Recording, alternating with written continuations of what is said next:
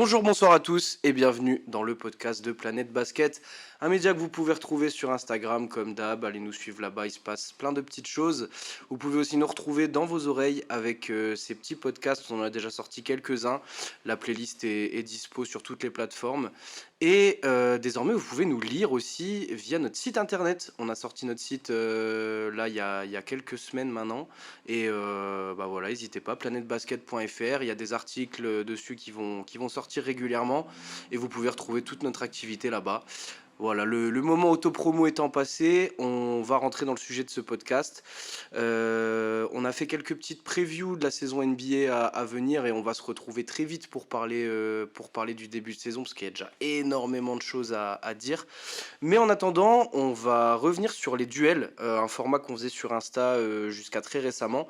On a fait une petite série de 10 duels. Chaque semaine, on proposait un duel entre deux joueurs avec voilà, les stats, un petit résumé de la carrière. Et vous votiez pour savoir lequel vous trouviez le meilleur, tout simplement. On va faire un petit bilan aujourd'hui de chaque duel, savoir un petit peu ce que vous avez voté et débattre avec ma chère équipe de toujours. Walid, salut, ça va ou quoi? Salut, ça va et vous? Nickel, nickel. Marius, ça va bien, tranquille? Bah écoute, ça va, hein. On va parler un petit peu de tous les différents duels qu'on a pu proposer ces dernières semaines sur la page. Donc on va pouvoir voir les différents avis de chacun sur les joueurs en question. Ouais, il y a des fois c'est serré, il y a des fois un peu moins, vous allez voir. 10 duels, il y a du classique, il y a beaucoup d'actuels aussi. Et pour commencer, on va prendre le tout premier duel qu'on a fait ouais, il y a quelques mois maintenant, je pense. C'était un duel d'intérieur, de gros intérieurs, puisque c'était Shaquille O'Neal contre Hakeem Olajuwon. Euh, je vais pas vous cacher que Shaq a bien été plébiscité par tout le monde. 71% des votants ont dit que Shaq était le meilleur, 19% pour Hakim et 10% pour, on va dire, ne se prononce pas. On met toujours un petit onglet voilà, compliqué parce que des fois, c'est pas facile de séparer les deux joueurs. 71% de vote pour Shaq, victoire assez écrasante, comme lui avait l'habitude d'écraser les cercles en NBA. Je pense, moi personnellement, que c'est cet impact aussi qu'il a eu qui fait qu'aujourd'hui, là, il a récupéré pas mal de votes. Parce que pour moi, quand tu regardes les stats au global, Hakim, il a vraiment pas grand-chose à envier à Shaquille O'Neal, si ce n'est voilà, un petit peu de greatness, des titres, etc. Mais il a fait des très bonnes moyennes en termes de défense, c'était vraiment impressionnant. Et moi, sur ce premier duel-là, j'aurais peut-être mis plutôt voilà, un petit côté ne se prononce pas, choix compliqué. Enfin, pour moi, c'est pas aussi évident que Shaq soit le meilleur face à Hakim. Vous en pensez quoi, vous, les gars? Non, mais je trouve ça logique. De toute façon, enfin, on le voit encore aujourd'hui. C'est des joueurs qui se sont croisés sur le terrain. Donc bon, Hakim a commencé un peu avant et le Shaq a fini bien après quand même. Mais c'est des joueurs qui sont pas, enfin, qui sont assez proches en termes de période jouée.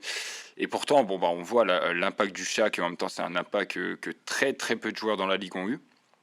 Et je pense que c'est logique de voir le Shaq au niveau des sondages être devant, parce que même en termes, si on oublie un peu le statut d'icône qui s'est fait avec les années, même dès ses débuts dans la ligue, voilà, il y avait un truc de spécial, même si Hakim, voilà, était. J'ai l'impression que c'est. Le Shaq a laissé vraiment voilà, une empreinte, et même en termes de basket, en fait, ben, même en termes de basket, il y a vraiment discussion.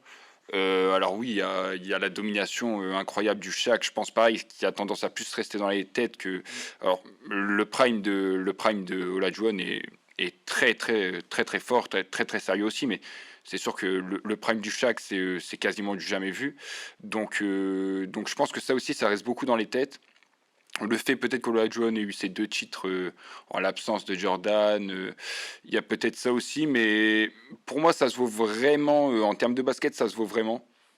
On a un joueur qui a fait toute sa carrière dans la même franchise, qui a été chercher ses deux bagues au forceps, même après qui était encore très sérieux. J'aurais peut-être mis moi, ouais, le Shaq pareil, devant, voilà, pour le nombre de bagues. Je pense que sa bague à Miami joue beaucoup pour moi, même peut-être même plus que ses bagues aux Lakers. C'est vraiment, c'est venu le rajouter dans une catégorie encore au-dessus, je trouve. Voilà, en tant que lieutenant, deuxième option, aux côtés de Wade et tout. Non, non, ouais, donc le Shaq de peu, mais franchement, c'était sérieux. C'était un beau duel pour commencer. Moi, je suis assez d'accord avec toi sur le fait que voilà, Shaq, il ait laissé quand même une empreinte assez conséquente sur sur toute une génération, en fait, je pense, de comment dire, de personnes qui regardaient les matchs déjà à l'époque et même des joueurs en général. Enfin, ça a été, je pense qu'en termes de prime, c'est potentiellement le plus grand prime de l'histoire. J- Ah ouais. je trouve qu'il n'y a pas eu beaucoup de joueurs qui, dans leur prime, étaient aussi indéfendables, en fait. Je pense vraiment, en fait, à ces années aux Lakers où il fait en fait le three-peat, où sur 3 ans, il est totalement injouable, en fait. Bah, ce qui est surtout impressionnant pour moi, c'est que, enfin, je remets pas en question, voilà, enfin, c'était pas ça n'a jamais été un shooter, chaque, tu vois, mais c'était vraiment ce côté, ouais, domination physique, en fait. C'est-à-dire que physiquement, tu pouvais rien faire.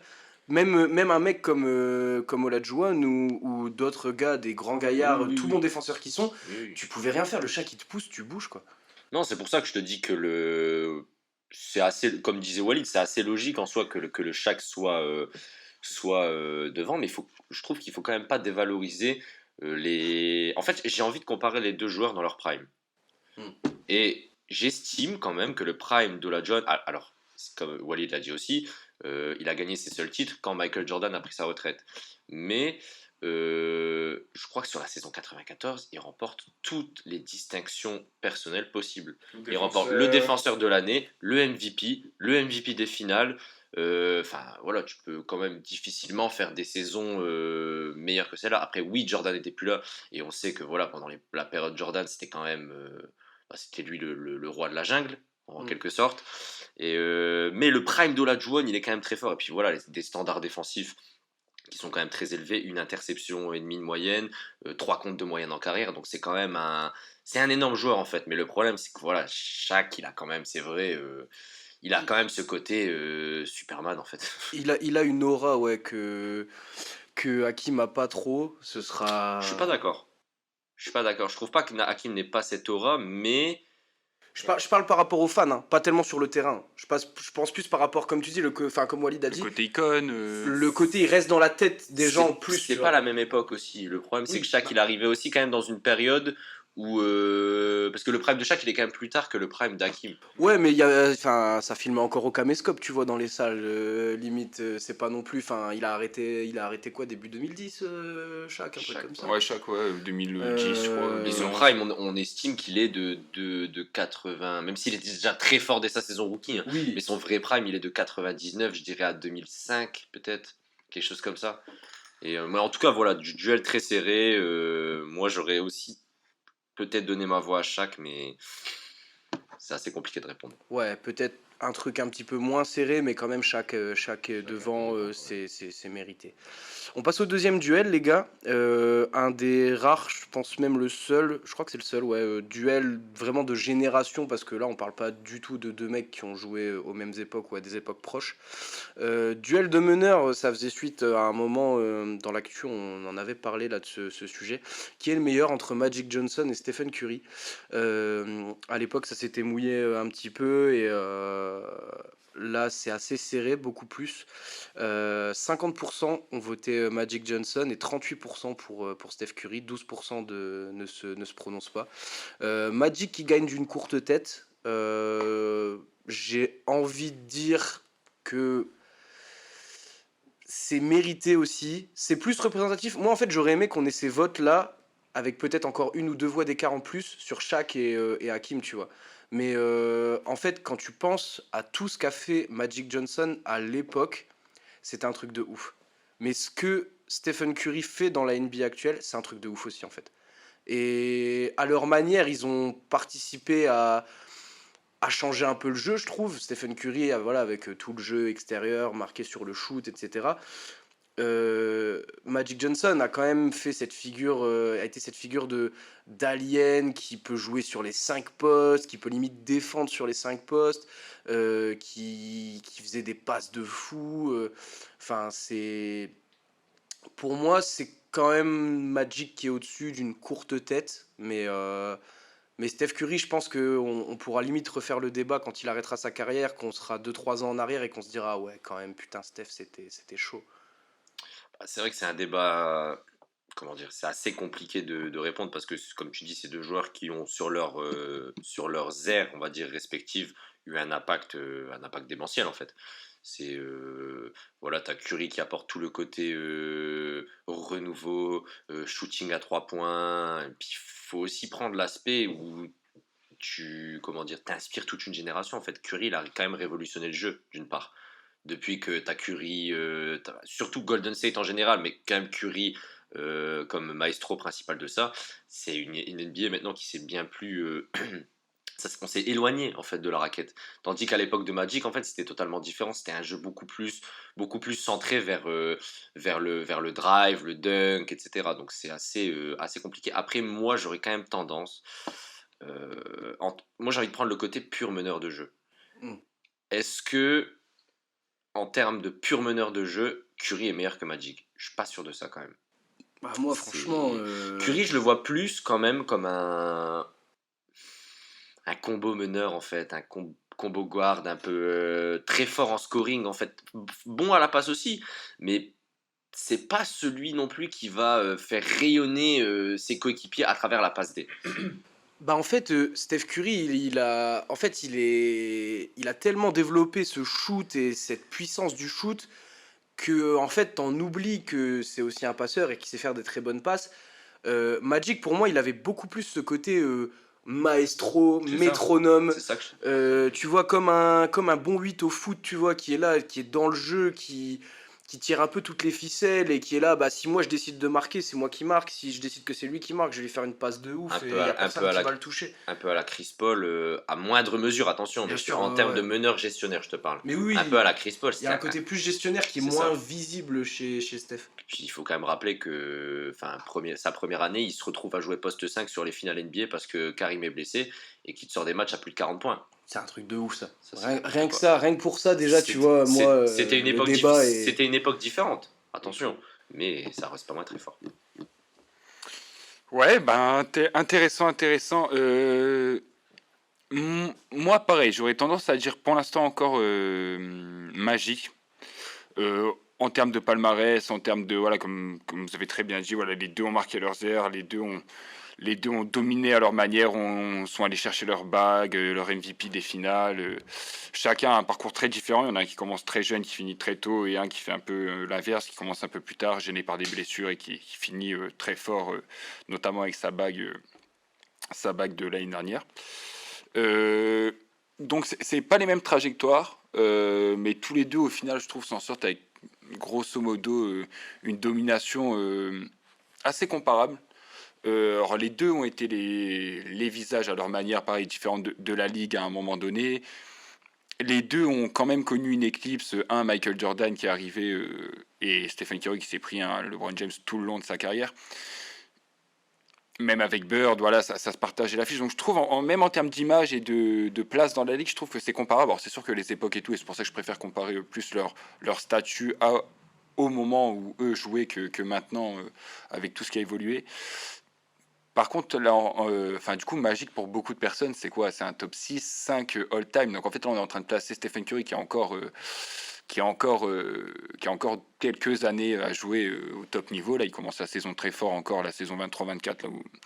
Donc, jusqu'où peut aller Stephen Curry? Moi, pour moi, c'est qu'une question de temps avant que je me dise que j'accepte vraiment. Là, je me dis, ça y est, ouais, bon, Stephen Curry, je le mets devant Magic. Pour l'instant, c'est peut-être encore trop tôt. Je sais pas si c'est parce qu'il n'a pas fait assez ou parce que dur de juger comme ça, à chaud, en plein feu de l'action et tout. Mais c'est sûr que voilà, il a deux bagues en tant que franchise player pur. Il a deux autres bagues qui sont limite aussi belles où il se met un peu plus en deuxième option avec KG, jouer sans ballon un peu plus, tout ça, où il s'est montré incroyablement valuable aussi. Donc une carrière incroyable, Magic une carrière incroyable. On verra comment ça se finit parce que voilà, Magic ça a été écourté. si Curry nous fait encore 2-3 folies de 2-3 années comme ça au top niveau, qu'il passe très très vite Magic Johnson. Et ouais, là, vraiment, on discute avec le gratin de la NBA en général. Donc, c'est très fort pour Curry. Ouais. Voir la fin de carrière. Donc, Ouais. si tu regagnes une bague derrière, Ah oui, ben là, ça pourra se débattre sérieusement en tout cas. s'il reprend une bague derrière, peut-être qu'il clôt définitivement. Faut voir encore une fois, c'est comme tout, le contexte et l'allure de la bague, mais possible qu'il éteigne définitivement les débats, qu'il aille peut-être même chercher plus haut, jusque où. Après, compliqué, parce que ça se resserre quand même. Voilà, les noms sont plutôt établis et tout, mais à voir. Surtout qu'il vieillit. Ouais. Et il vieillit. On verra si Steph Curry passe devant Magic Johnson dans votre classement all-time. Peut-être qu'il est même déjà devant. Pour nous, ça reste encore un peu derrière, mais attention, ouais, dans quelques années, là, quand il va tirer sa révérence, on fera le bilan et ça risque d'être chaud. Duel suivant, les gars, un duel de Prime. Vous allez très vite comprendre pourquoi, puisque c'est Prime Derrick Rose contre Prime Allen Iverson. Il y a des blessures qui ont pas mal plombé les carrières, etc. Surtout D-Rose, forcément. L'idée, c'est de savoir lequel est le meilleur dans son prime, du coup.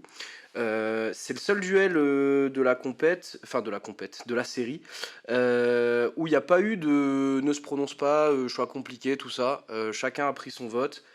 Et c'est du 70-30, on va dire 69-31 quasi, pour Allen Iverson. Alors dans le prime, c'est toujours compliqué, je trouve, à évaluer, surtout quand D-Rose, je pense il pouvait encore avoir quelques années de prime devant lui s'il n'y avait pas eu toutes ces blessures-là. Iverson fait partie de ces joueurs assez générationnels aussi. Il y a tout plein de gens qui ont été marqués par ce qu'Iverson a fait, tant sur le terrain aussi qu'en dehors et tout ça. Mais ouais, allez, on va dire Iverson quand même pour ma part, mais pour l'ensemble, limite pour le prime, ça devient plus serré pour moi en fait, parce que D-Rose, ça reste un énorme motif en fait. Genre D-Rose, s'il se pète pas, on parle du plus jeune MVP de l'histoire. Est-ce que le mec aurait pu nous pondre des saisons comme fait par exemple un Luka Doncic maintenant ou des choses comme ça? C'est Enfin, on peut se demander plein de choses, mais ouais, le prime de Diro, c'était quand même quelque chose. Moi, je m'ai quand même donné une petite tête devant pour Iverson, mais je sais pas ce que vous en pensez, vous. Bah, ouais, je suis comme toi un peu partagé par le fait de. Bah, en fait, qu'est-ce qu'on entend par prime, surtout, parce que bon, Iverson, on a eu la chance quand même de voir pas mal son prime, mais surtout quand on parle de D-Rose, c'est toujours délicat. Voilà, il y a eu la blessure, il y a eu des blessures. On a vu quand même une saison de MVP, on a vu des moments par séquence où c'était du très haut niveau aussi. Et là, tu as comparé avec, voilà, bon, comme ça, la volée, un Doncic, mais Ouais, non, je précise, j'ai comparé à la volée, parce que oui, c'est pas du oui, tout le même type de mais joueur, tu vois. du coup, Mais en termes de stats et d'impact. ça m'a fait penser, D-Rose, si, bon, alors là, c'est vraiment un what if, et voilà, c'est de la science-fiction, mais s'il avait évolué, voilà, je pense que ça aurait donné, grosso modo, alors, très grossièrement, plus un truc à la peut-être Ja Morant qu'on voit maintenant, mais pareil, est-ce qu'il est Oui, dans son prime ou à la Westbrook? Et est-ce que Westbrook prime déjà, je le mets du coup au-dessus d'Iverson. Enfin, du coup, ça m'a fait une discussion un peu en trichant comme ça, en passant par des qu'est-ce qu'aurait pu être le prime de Derrick Rose. Et déjà, ce qu'on a vu était de très très haut niveau. Voilà, une saison MVP. Mais en fait, je trouve que la saison MVP de Derrick Rose est magnifique sur le plan de lui, son rôle dans. Mais en fait, j'ai l'impression qu'il a eu moins besoin d'en faire dans cette équipe des Bulls qui jouait bien, bien coaché, avec voilà, des principes de jeu, ça défendait dur, ça laissait des espaces pour J-Rose, tout ça. Que Iverson, enfin, je trouve sa saison monstrueuse en fait, de Iverson. Voilà, c'est dans une période de domination de Shaq, justement, dont on a parlé un peu plus tôt. On avait des joueurs, on avait du Kobe, on avait vraiment une ligue qui se battait, du Tracy, enfin, on avait des gros scoreurs. Et là, en fait, on a eu un Iverson, sûrement le meilleur petit joueur de l'histoire de la ligue. Et je trouve son prime vraiment monstrueux. Donc c'est vrai que quand on met prime, même si j'imagine avec, voilà, en essayant un peu de gruger pour imaginer un prime un peu plus haut pour Derrick Rose ou potentiellement une deuxième saison de confirmation de niveau MVP complète, tout ça qu'on n'a pas eu la chance de voir. Je pense que voilà, je mets Iverson parce que son prime est vraiment monstrueux. Celui de Derrick Rose est superbe aussi, mais voilà, on le compare, voilà, ces deux primes très très costauds. Et je trouve que dans le lot, parmi un des deux, il y a vraiment un prime monstrueux et qui a duré aussi un peu plus longtemps. Alors ça, forcément, c'est pas sa faute, mais enfin, moi, je le prends en compte en tout cas quand même un petit peu et je me dis bon. Le prime d'Iverson était non seulement monstrueux en termes de statistiques, d'apport dans l'équipe, même de mentalité, tout ça, vraiment valuable au maximum. Alors Derrick Rose aussi, voilà, comme je l'ai dit, mais voilà, une équipe complète et tout, donc Iverson. C'est assez compliqué, hein, parce que le problème, c'est que D-Rose, en fait, comme dit Walid, son prime a quand même été aussi impactant qu'il soit, parce que je pense que D-Rose a quand même enfin, tu le vois même maintenant, en fait, t'as beaucoup de joueurs qui ont commencé à aimer le basket grâce à Derrick Rose. En fait, ça a quand même été un joueur qui a été impactant à un moment, je pense aussi, où la NBA était peut-être un peu plus, je sais pas, un peu plus, c'était un peu plus compliqué, un peu plus en dents de scie, peut-être un peu moins de popularité. En fait, t'as l'impression qu'il a donné un regain de popularité à la ligue, qui a relancé, et ça a relancé en fait tout un engouement derrière. Mais le problème, c'est que, bah voilà, tu parles d'Iverson Prime. Enfin, je pense qu'on peut prendre du coup la saison 2000-2001 où il est MVP. Si on compare quand même les deux saisons, voilà, c'est deux saisons extraordinaires. Après, oui, Allen Iverson, ça reste quand même un joueur, comme tu as dit tout à l'heure, Antoine, qui a eu un impact en fait aussi, lui, sur toute une génération même enfin, de basketteurs, de choses comme ça. Donc c'est vraiment. Puis oui, enfin, il est surdominant. Je crois qu'il a 30 points de moyenne sur sa saison MVP. Si je dis Ouais, pas ouais, de il a bêtises, 31, je crois. 31 points de moyenne. Enfin voilà, du scoring dans tous les sens. Puis on repense aussi à son mythique Game 1 contre les Lakers. Ça marche. En finale NBA. Bah, après, malheureusement, tu tombes sur des Lakers, voilà, avec un Shaq et un Kobe qui étaient, je pense, bien trop forts pour lui. Mais voilà, je pense que cette saison, elle a été mythique. Et puis Iverson, en fait, il a montré aussi ce côté où t'as pas besoin d'être forcément grand et de faire 2 mètres, en fait, pour jouer à NBA. Tu peux aussi briller par ton dribble, par ton scoring en isolation. Donc ça a été vraiment. Moi, je donnerais ma pièce à Iverson parce que voilà, Iverson, ça reste Iverson et je pense que j'adore Derrick Rose, mais le problème, c'est qu'avec des what if, tu refais le monde en fait. Le Ouais. problème est que sur le papier, D-Rose, il a quoi, deux saisons de prime, Une ennemie. une et demie. Ouais, ouais. C'est ça le problème en fait. Iverson, je pense que la saison 2001, c'est aussi lui son pic. Il a pas refait de saison aussi exceptionnelle, mais il est quand même toujours resté assez régulier. Il s'est pas trop blessé en carrière, si je dis pas. Il a eu des Sur la fin, sur la fin, oui. si. Au Nuggets, je crois, Mais quand ouais, oui, ouais. quand il est Mais avec c'est vraiment Carmelo. la fin. Mais À la fin. La fin de carrière est pas très belle, ouais. elle est pas très belle. Mais on parle du prime. Et là, on du parle coup. du prime. Et d'Allen Iverson, voilà, c'est le prime d'Allen Iverson. Personne pouvait le défendre. Moi, je pense que dans ma tête, c'est le moins serré là, des duels qu'on a fait. Ouais. C'est ouais. Bah, Parce que le truc, c'est que Derrick Rose, son prime, il est trop court dans tous les cas. Donc c'est compliqué, hein. 31 points de moyenne du coup pour Iverson dans sa saison MVP, qui a davantage marqué que Derrick Rose, comme tu l'as dit très justement, Derrick Marius, Rose. avec des what if, on refait le Bah, monde c'est quoi. ça. Donc, Et en plus, Derrick Rose, une dernière chose, hein, mais Derrick Rose, il finit MVP avec 25 points de moyenne. oui, Je trouve que c'est quand même une moyenne enfin, en fait, ça montre l'état de la NBA à ce moment-là, je trouve. Elle était peut-être moins compétitive. Ah, je dis pas que c'est pas pour comment dire, pour ouais, discréditer, c'est ouais. ça, Derrick Rose, pas du tout. C'est juste que en fait, bah, ça a été la lumière dans un moment où peut-être la NBA elle était un petit peu moins bien au niveau du spectateur. Donc non, franchement, c'est dommage, hein, mais Allen Iverson, c'est Allen Iverson.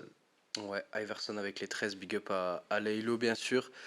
On enchaîne avec le quatrième duel. Les gars, t'as parlé vite fait, Walid, de Russell Westbrook là, sur le duel d'avant. On a fait un petit duel Westbrook-Harden, plus actuel du coup. J'aurais pensé ça un poil plus serré aussi. C'est Harden qui a les faveurs des votants. 47% pour Harden, 32% pour Westbrook, 21% de choix compliqués. Euh, Franchement, c'est dur parce que, en fait, non, tu sais quoi, moi je voterais Westbrook en fait. Parce que, parce que je trouve, en fait, Harden est monstrueux aussi, hein, enfin, les deux, c'est des monstres statistiques. Il y en a bien d'autres en NBA, mais eux deux, là, on a pu suivre quand même pas mal de leurs belles années en NBA et les deux sont des monstres statistiques. Tu as tous les deux envie de les avoir dans ton équipe parce qu'ils produisent et ils peuvent te sortir des perfs de fou et tout. Euh, on voit aujourd'hui que bah, Westbrook, là, il accuse un petit peu plus le coup maintenant, mais il est toujours capable de faire des belles choses. Moi, en fait, c'est le caractère d'Arden qui me pose problème. En fait, demain, tu me dis, tu dois prendre Westbrook ou Harden dans ton équipe. Je pense que je prends Westbrook limite juste pour ça en fait. Parce que, parce que Westbrook, c'est. Enfin, Harden, en fait, s'il a décidé de te faire chier, il peut être relou en fait pour ton équipe, pour l'ambiance générale dans l'équipe, etc. Je suis pas sûr que ce soit un aussi bon coéquipier que Westbrook. Après, voilà, on n'est pas dans les vestiaires NBA, mais Westbrook, pour moi, malgré toutes les critiques qu'il a pu subir, beaucoup de gens ont dit ouais, bah, c'est un croqueur, il y a le ballon que pour lui, il a du temps où il était à OKC. Faut pas oublier qu'il a fait 3 saisons de moyenne en triple-double, enfin en triple-double de moyenne, ce qui reste quand même malgré tout monstrueux, des perfs assez impressionnantes. Et j'ai l'impression que Westbrook, c'est un gars, tu lui dis on y va, il te dit ok en fait. Il réfléchit pas et il part à la guerre avec toi. S'il faut aller chercher du rebond, il va aller gratter du rebond. S'il faut pas trop shooter et faire des passes, il va donner le ballon. Et s'il faut voilà, prendre le shoot de la gagne, bah, il va tenter de le prendre aussi. Alors il va peut-être plus le mettre autant qu'avant, mais ouais, pour moi en fait c'est le caractère d'Arden qui me pose problème. C'est pour ça que j'aurais tendance à choisir Westbrook dans ce duel-là. Bah, moi, je suis assez d'accord avec toi. Alors, faut quand même nuancer parce que ça reste deux. On recontextualise encore une fois. On prend les deux joueurs dans leur prime. Donc, c'est assez. Dans leur prime, non, même pas actuel. Non, là, ouais, non, c'est un duel général. Je Prime pensais que c'était. Iverson et Prime Rose, c'était surtout parce qu'il y avait eu des blessures. Je pensais que c'était dans le Non, prime. non, c'est la carrière. Alors, je suis assez d'accord avec toi sur le fait que. Enfin, non, je suis totalement d'accord avec toi. En fait, je te rejoins sur le fait que Harden, en fait, c'est son caractère qui pose problème. Je pense que c'est un joueur monstrueux et c'est un joueur qui pourra toujours avoir de la production statistique, qui fera toujours ses passes D, etc. Mais le problème, c'est qu'il a un problème en fait. Je sais pas, il a peut-être un problème d'ego, on ne sait pas en fait, parce qu'on n'est pas dans les vestiaires NBA, on n'est pas insider. Mais de ce que ça dégage de l'extérieur, là, ça fait 3 saisons qu'il galère il arrive à Brooklyn. À Brooklyn, ça se passe pas bien. Après, je dis pas que c'est de sa faute. Attention, il y a eu aussi du Kyrie, il y a eu aussi KD, ça a été compliqué. Mais voilà. Comment? À Houston, ça s'est mal fini. À Brooklyn, pareil, ça se passait bien au début, ça c'est mal fini. Là, aux Sixers, au début, il dit qu'il veut finir sa carrière aux Sixers. Après, maintenant, là, il dit qu'il veut plus jouer l'été suivant. Il veut plus jouer pour Daryl Morey. Donc, en fait, à un moment, t'as l'impression que le mec est instable et qu'il est jamais satisfait. Donc, faudrait qu'il arrive en fait à corriger, je pense, ce défaut un peu de caractère. Parce que, ouais, Westbrook, c'est quelqu'un quand même qui va, comme tu dis, malgré tous ses défauts, parce qu'il a des défauts, aucun joueur n'est parfait, gros volume de jeu, etc. Même si maintenant c'est beaucoup moins. Je trouve que depuis qu'il arrive aux Clippers, il a réussi en fait, parce que je pense que c'est la période Lakers aussi qui lui a fait très mal. Ouais, pour moi dans aux Lakers, il était pas dans le bon environnement en Non, c'est fait. ça. Genre, C'était pas le. C'était c'est pas forcément de sa faute. C'est pas forcément de la faute de l'équipe. Je sais pas trop comment expliquer, ça a pas mais matché. C'est juste en que fait, ça a pas matché. malheureusement, les Lakers sont pas du tout la meilleure fanbase de la NBA et il a beaucoup souffert aussi, je pense, des critiques et bah, des fois c'était à juste titre, hein, mais Ah voilà, oui. Non, c'était. c'est un gars qui a fait des stats de fou. Moi, je me souviens, on était là. Enfin, je me réveillais le matin, je regardais les scores. J'étais là, putain, Westbrook a encore fait un 20-15-15, un 30-10-17. Enfin, tu vois, des lignes de stats de fou que Harden est capable de faire aussi, hein. Harden, on parle, comme tu dis. Moi, Harden, pour moi, il a vocation à avoir un jeu qui dure plus dans le temps. Là, on parle encore d'un mec qui est. L'année dernière, il est encore meilleur passeur de la NBA, je crois, ou pas loin. 20 points, 11 passes des Et moyennes, je crois. il y a de la production, mais ouais, moi c'est juste cette donnée de comportement, comme tu dis, le côté un peu instable de Harden, qui fait que je prendrais peut-être Westbrook Et le, quand même. et le truc, c'est que Westbrook, il est à fond tous les soirs. Tous les soirs, Oui. il est à 100% pour son équipe, il va se battre. Assez peu blessé. Il a pas eu tant de blessures que ça sur cette. Il y en a eu, forcément, comme il vieillit un petit peu. Mais non, ça a été. Non, moi, je prends quand même Westbrook pour le côté un peu comme toi, à 100% tous les soirs pour son équipe et qui a su aussi se reconvertir en troisième option chez les Clippers derrière Paul George et Kawhi. Alors moi, du coup, j'entends ce que vous dites.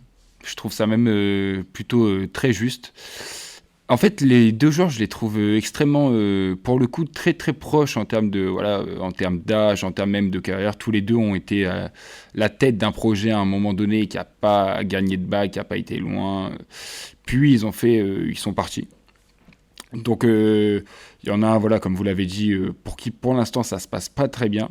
Westbrook, pareil, on s'est inquiété un moment, surtout aux Lakers. C'est reparti, il a trouvé sa place, il a pris un petit contrat bien pratique pour les Clippers, il va apporter, voilà, comme vous dites, toujours son énergie, son envie de jouer chaque soir, peu importe avec qui il est entouré, s'il y a un, deux blessés, si tout le monde est là, il a toujours la même envie de jouer au basket et ça se voit et ses coéquipiers le sentent, en parlent, le voient, donc ça c'est sûr que c'est pas à négliger. En termes de stats, c'est deux monstres de stats, surtout à leur prime, voilà, quand l'un pour Harden à OKC, enfin Harden aux Rockets, c'est pour Westbrook à OKC, voilà, c'est une période où les deux ont décroché un titre de MVP. Euh, du coup, pour les départager, très très dur. En fait, moi, enfin, je pense qu'il m'a fait beaucoup pencher euh, pour Harden, parce que du coup, je prends quand même Harden au-dessus de Westbrook. C'est En fait, c'est le côté lequel des deux est vraiment une première option pour moi pour décrocher un titre. Alors, je parle à leur prime, hein, pas en l'état actuel. Qui, au cours de sa carrière, aurait pu être une vraie première option pour se dire, allez, on va chercher la bague. Avec Harden, je sais pas, j'arrive à l'imaginer, j'arrive à me dire que voilà, si entouré différemment, alors encore une fois des what if, mais du coup on peut faire le même pour Westbrook. Et en fait, Westbrook, j'ai beaucoup plus de mal à y croire. Voilà, les, euh, les money time, les moments chauds, tout ce qui fait que Westbrook est un joueur à part entière, qui joue avec le cœur, tout ça, on se retrouve aussi avec les défauts de.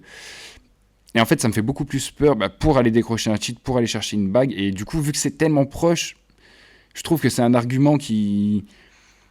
Enfin, en tout cas, qui a pris pas mal de place voilà, pour trancher.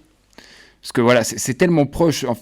Ils sont tous les deux, hein, tous les deux ont porté une équipe. J'ai juste l'impression que Westbrook, il y a des limites beaucoup plus évidentes. Alors, il y a des limites aussi qu'on a vu d'ailleurs chez Harden. Hein, c'est pas tout blanc et tout noir, mais j'arrive plus à y croire du côté d'Harden. J'ai l'impression que, en fait, son scoring, son talent à la passe, même son talent à la passe, je le trouve plus élevé que celui d'Harden. C'est pour ça d'ailleurs que je me suis dit que Harden allait mieux vieillir qu'un Westbrook et je pense que je n'étais pas le seul à penser ça. Et pour l'instant, surtout à cause de problèmes de comportement, là ça n'a pas l'air de très bien se passer. Je pense vraiment que leur fin de carrière aux deux va vraiment, vraiment trancher entre les deux si un jour on revient sur la discussion en se disant voilà lequel des deux a fait finalement une meilleure carrière après retraite, tout ça. Je pense que la fin de carrière, si Westbrook arrive à décrocher un titre en tant que troisième option avec les Clippers, je pense que même si c'est qu'un titre en tant que troisième option, ça va beaucoup peser sur le dossier, surtout si Harden à côté de ça finit voilà, comme là il est en train de faire. En se brouillant avec 3 GM, 2 entraîneurs et à finir sa carrière, on ne sait où, mais pas très bien. Donc franchement, leur fin de carrière, pour moi, va tout décider, va vraiment trancher. Pour l'instant, je mets Harden. Du coup, on surveillera les fins de carrière ouais, de Westbrook et d'Harden. Pour l'instant, Marius et moi, on est plus team Westbrook et Walid est plus team Harden. Je suis assez d'accord avec toi, hein, d'ailleurs, Walid, hein, si ça prend, si l'un d'eux prend un titre, parce qu'ils ont tous les deux pas de bac pour l'instant, si l'un d'eux prend un titre, je pense que ça fera pencher la balance en sa faveur. Cinquième duel, si je dis pas de bêtises, ouais, cinquième duel. Toujours dans des duels un peu plus historiques. Après, on va passer sur de l'actuel. Tracy McGrady contre Carmelo Anthony. Là, pour le coup, alors c'est assez serré dans les votes, mais pour moi, je trouve que c'est un peu plus. Enfin, dans ma tête, c'est un peu plus clair. On a 50% de votes pour Tracy. 36% de votes pour Carmelo, 14% de choix compliqués. Pour moi, je dirais assez facilement Tracy McGrady. Je discrédite pas du tout ce qu'a fait Carmelo Anthony, hein, loin de là. Mais à un moment, McGrady a été dans un truc en termes de scoring. Il était capable de faire des choses qui, pour moi, témoignent beaucoup plus d'un mec qui a un vrai talent un peu inné dans le basket Là où Carmelo, je trouve que c'est davantage du travail, et je parlerai de cette même comparo pour d'autres joueurs un peu plus tard dans le podcast. Mais ouais, moi j'aurais tendance à dire Tracy aussi, je suis assez d'accord avec la majorité. Les gars. Ben moi, du coup, je mettrais Carmelo. Ok. Du coup, ouais, je pensais vraiment que t'allais pas, enfin, t'allais dire Carmelo vu comment t'étais parti en confiant et moi vu que j'étais confiant de mon côté pour Carmelo. Ouais, non, je mets Carmelo. En fait, si on avait rajouté Prime, oui, j'aurais pas eu de, mon cerveau aurait pas eu de discussion et j'aurais directement mis Tracy parce que comme tu parles du talent, de voilà, cette faculté, c'est même l'élégance sur le terrain. Et dans ces cas-là, Irving, je le mets top 3 player actuel, tu vois. Enfin, c'est, tu vois, dans Oui, ce oui, oui. bail. Et du coup, ouais, j'ai. Bah, en fait, si on parle de toute la carrière, alors oui, Melo, je sais même pas si une seule fois dans sa carrière, il a été aussi loin en playoff que Tracy McGrady.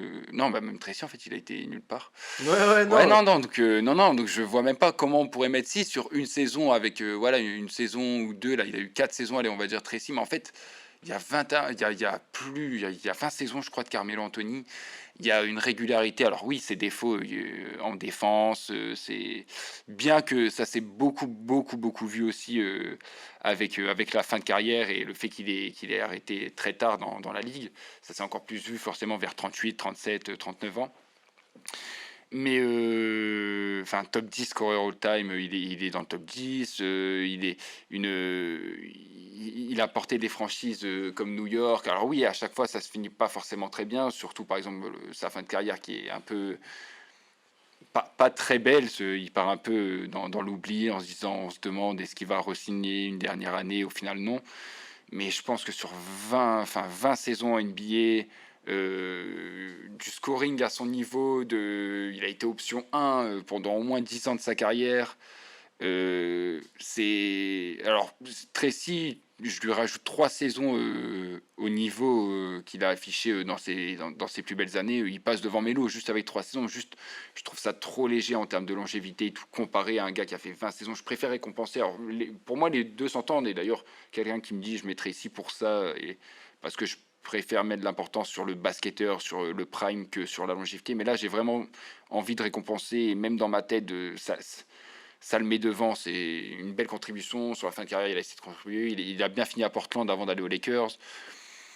Ouais, non, je pense que Melo, et à juste titre, il perd beaucoup de place dans les discussions de top player, je sais rien, 50, 100 all-time, peut-être même plus, mais dans ce genre de discussion, bah en fait, à cause de sa défense, qui a été vraiment honteuse et forcément, on retient beaucoup ça là aujourd'hui, mais Tracy, beaucoup trop court malheureusement.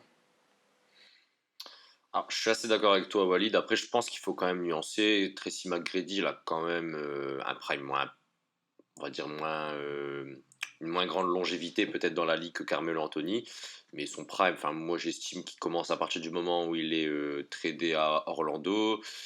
Et il fait quoi, 3 saisons, je crois, à Orlando. Et après, 3 ou 4 saisons, je crois. Et Ouais, 3 ou après, 4. après il part à Houston. Donc on a quand même. En termes de prime, je pense que je mettrais peut-être T-Mac devant. Après, oui, c'est vrai qu'en termes de carrière, c'est compliqué parce que Carmelo,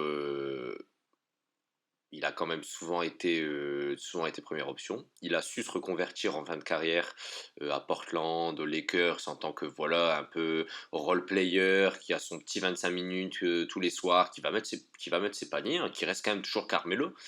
Mais non, il a quand même eu une carrière un peu plus fournie, je pense, que Tracy McGrady, parce que voilà, Tracy McGrady, on a quand même souvent cette image à juste titre, hein, bien sûr, de mec très fort, mais enfin, ça a été vraiment sur quoi? Sur 6 ans, quoi, à peu près. Hmm, Sur, ouais, sur 5 6 ans. 5 6 5 6 saisons. Tandis que voilà, 4. Carmelo, Carmelo, ça a peut-être été un peu plus long, et puis, mais oui, c'est vrai que ce qui lui porte quand même, qui peut lui porter préjudice dans ce débat, c'est le côté défensif, mais bon, ça reste un scoreur de génie et quelqu'un qui a eu, je pense, un peu comme beaucoup de joueurs sur ces duels, qui a eu beaucoup d'impact en fait sur sa génération, quoi. Faut quand Mais même du coup, pas tu le. mets qui, toi? je mettrais quand même Carmelo devant. Mais en termes de prime, je mettrais Tracy McGrady. Ok, Marius et Walid, du coup, dans la team Carmelo, moi je suis un peu tout seul sur Tracy. Je peux comprendre vos avis, hein, de toute façon, c'est assez logique sur la longévité de la carrière. Enfin, y a pas débat en fait. Carmelo pour la longévité, la continuité aussi qu'il a pu fournir. On n'a pas parlé de ses années avec Team USA. Il a. Enfin. Carmelo FIBA, c'était quelque chose. Ah, c'est quelque chose. Alors du coup les gars, bilan de ces cinq premiers duels. On est assez d'accord pour dire que Shaquille O'Neal est meilleur que Hakeem Olajuwon, même si faut nuancer quand même. Ouais, Mais- parce que meilleur, moi, c'est pas le mot. Moi, je vois plus dominant. Oui, voilà. C'est parce que dans Domination, les voilà. duels, on demande qui est le meilleur. Mais Mm. on va dire que là, Shaq est plus dominant que Hakeem, au C'est moins. pareil, ça, du coup, un duel serré pour vous ou le chat quand même bien devant. Non, moi je t'ai dit.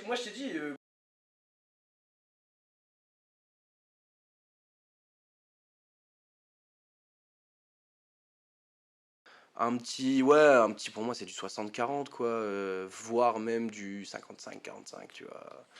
Après, Mais Shaq est devant quand même. Le truc, c'est qu'il s'est retrouvé quand même dans la pire ère aussi. Hein. L'ère du tyran, Jordan. Bon, c'était assez compliqué de rafler des titres quand même à l'époque où les Bulls étaient quand même, je pense, la meilleure équipe NBA d'assez loin quand même. Donc, il n'a pas eu de chance.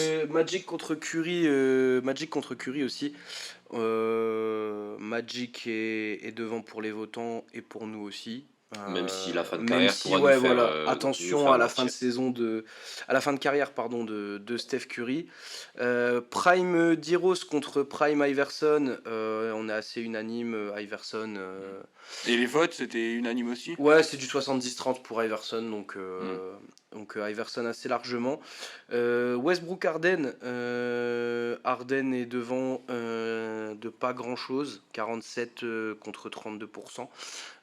Sur le plateau, c'est l'inverse, on est à 2 contre 1 sur Westbrook plutôt que Harden et ses petits problèmes de poids et de comportement. Mais du coup, Euh, un des duels les plus serrés, je pense, et même les plus intéressants, parce que la même ère, Oui. ils sont allés, ils ont joué deux c'est fois un des plus serrés, ensemble. ouais. C'est un des duels les plus intéressants et ouais, les.